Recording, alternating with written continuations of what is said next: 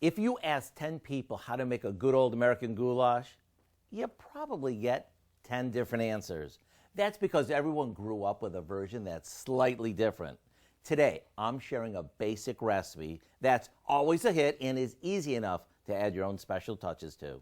We start by sauteing some ground beef with a chopped onion and green pepper. Once the beef is browned, take it off the heat and drain it really well. Now, we add a jar of spaghetti sauce, and yes, any brand is fine.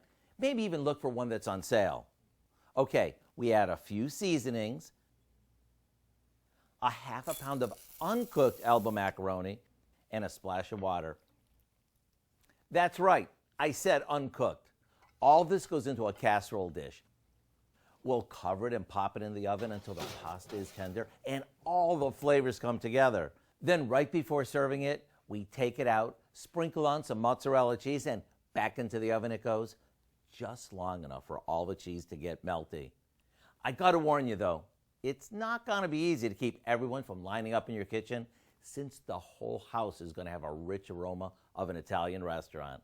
The recipe for our American goulash is online now, so you can turn a few everyday ingredients into a mouth-watering meal. I'm Howard with Kelly in the Mr. Food Test Kitchen, where today we found an all-American way for you to say, ooh, it's so good. Good? Mm-hmm.